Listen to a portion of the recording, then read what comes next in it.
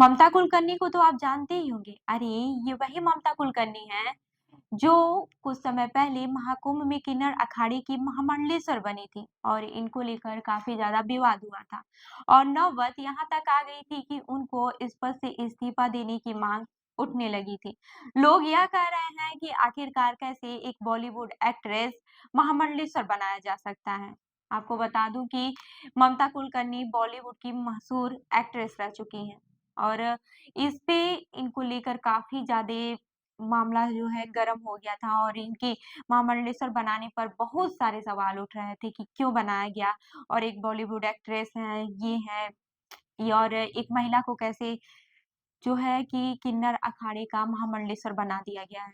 आपको बता दूं कि किन्नर अखाड़े के महामंडलेश्वर के पद से अब इनको हटा दिया गया है और इसके साथ ही लक्ष्मी नारायण त्रिपाठी को भी आचार्य महामंडलेश्वर के पद से हटा दिया गया। दोनों को अखाड़े से निष्कासित कर दिया गया है।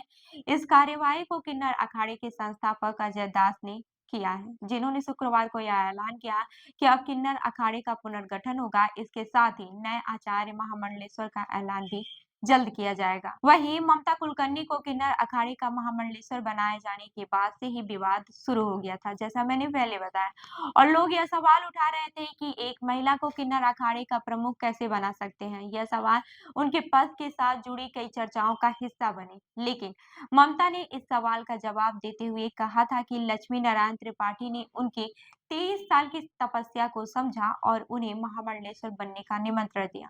ममता का यह कहना था कि वह इस सम्मान के योग्य थी, क्योंकि उन्होंने यह पद पाने के लिए कठिन तपस्या की थी। हालांकि किन्नर अखाड़े का विवाद अब और भी बढ़ गया है और ममता को इस पद से हटा दिया गया है। अब यह सवाल उठने लगा है कि किन्नर अखाड़े का पुनर्गठन किस दिशा में जाएगा। ममता का किन्नर अखाड़े से जुड़ना और फिर उन्हें पद से हटाए जाने की घटना ने इस मुद्दे को और भी ज्यादा जटिल बना दिया है। अब लोग यह जानने के लिए उत्सुक हैं कि इस बदलाव के बाद से किन्नर समाज में क्या नया होगा। आपको तो यह याद ही होगा कि कुछ समय पहले ममता कुलकर्णी ने प्रयागराज में आयोजित महाकुंभ 2025 में पिंडदान किया था और संन्यास लिया था। इसके साथ ही उन्हें किन्नर अखाड़े का महामंडलेश्वर बनाया गया था। उनका नाम श्री यमाई ममता नंदगिरी रखा गया था। ममता के लिए यह एक बड़ी घटना थी, क्योंकि वह बॉलीवुड छोड़कर अब सनातन धर्म के प्रचार में जुटने का इरादा कर चुकी थी।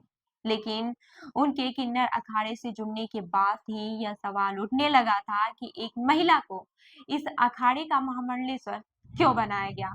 आपको बता दूं कि ममता ने यह भी कहा था कि वह बॉलीवुड की दुनिया में वापस नहीं जाएंगे। उनका लक्ष्य अब सनातन धर्म का प्रचार करना था। वहीं ममता का यह कदम, उनका त्याग और तपस्या न केवल समाज में बल्कि किन्नर समुदाय में भी कई सवालों का कारण बन गया।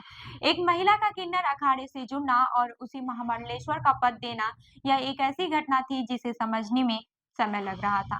अब जब उन्हें इस पद से हटा दिया गया है, तो सवाल और भी जटिल हो गया है कि इस मुद्दे का आगे क्या हल निकलेगा। वैसे यह घटना न केवल ममता की यात्रा का हिस्सा है, बल्कि यह समाज में कुछ बड़े बदलाव की ओर भी इशारा करती है।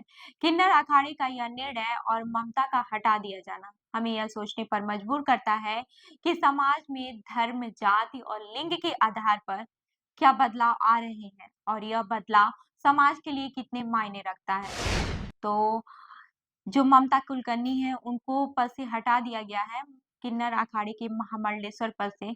इस पे आपका क्या कहना है? हमें ज़रूर बताइएगा। और ऐसी ही अन्य खबरों के लिए जुड़े रहिए हमारे साथ, देखते रहिए जनदर्पण न्यूज़। धन्यवाद।